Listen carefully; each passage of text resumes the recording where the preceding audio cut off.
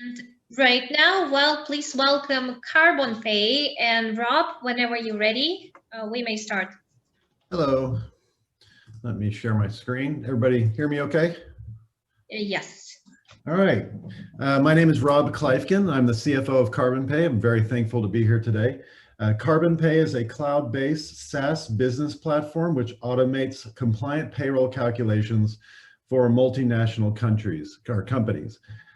We are currently live as of September 20. We have a little over 50 companies on the platform with 1,100 active users. The team brings 65 years of combined experience in finance and multinational payroll in 14 countries. Karbon Pay is the solution to the problem that we have firsthand knowledge of.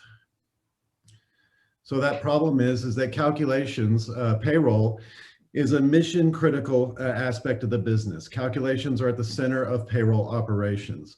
In a multinational environment, existing providers of international payroll and HR use third-party in-country partners to calculate compliant payroll taxes and other withholdings. Our experience is actually directly in those companies being that third party.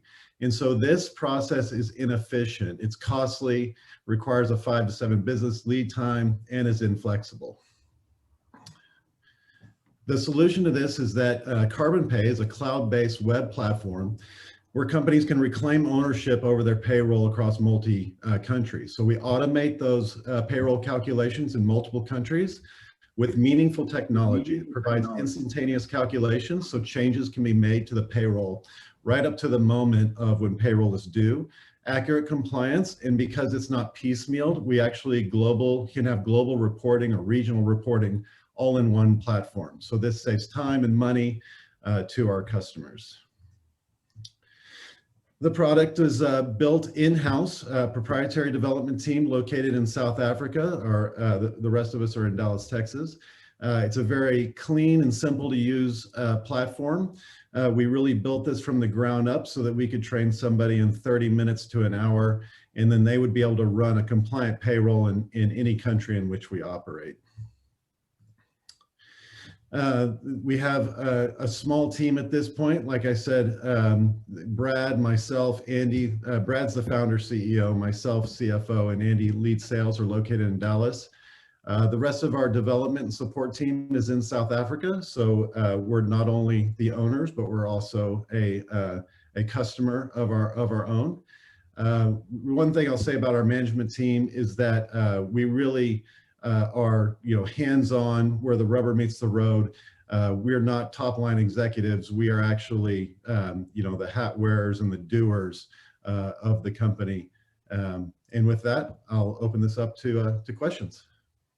Thank you so much. You're very on time. So who would like to be the first one to ask? So I'll go. I wonder if you have a 5-year projected income statement and what kind of revenue you'd be seeing in year. You do. Okay, year 5. Yep. Okay. So my previous experience is actually as an investment banker. So we've got a full 5-year cash flow model with variables, so I can shock test this thing in terms of pricing, customers, when we're putting on countries. So we're actually in the first 5 years projected to have 15 countries onto the platform. We're actually on our way to beat these projections. We've signed or we're working on. Okay. So it's great information. So it looks like you're only going to need to raise. You're going to hit break even with less than $1 million. Is that about right? Of capital? That's because of a relationship in the Philippines that is signed on. We have a large investor who came on and said, develop the Philippines next. They went ahead and put the money in, and that's coming with a lot of headcount. Okay, and so my instant reaction to that is at 25 million, you probably aren't going to be able to go to venture capitalists. That's too small, but maybe you don't, if you only need $1 million, you don't need them. So, but I think it's great that you have that.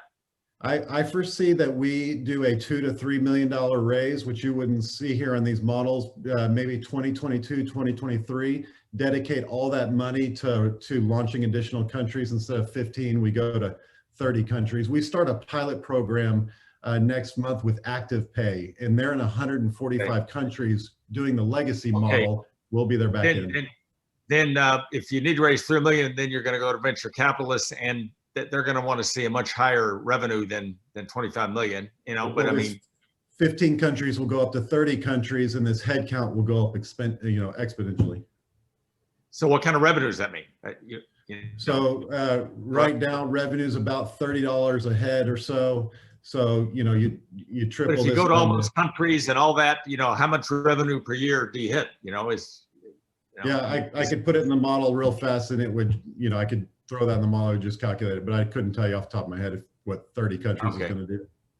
I see. That's what they wanted. Anyway, it's great that you have that. Terrific. Yeah. How do you compete with paychecks? Thank you. I think we still have time for one question. How do you compete with paychecks? Pardon? I'd like. How would you compete with paychecks? So we're automated, and it's multinational. Most of the companies that are claiming to be multinational are not actually using an automated platform in which all of the countries they operate are in one platform. They're all using third parties, and sometimes the third parties within a country is using a platform, an automated platform. Our platform actually can translate the language, so you can have users in Mexico being paid, and the company in the United States is seeing it in English, and users in Mexico are seeing it in Spanish. So, you know, it's automation and multi-nation combined, which differentiates us from our competitors. Thank you. The time is up.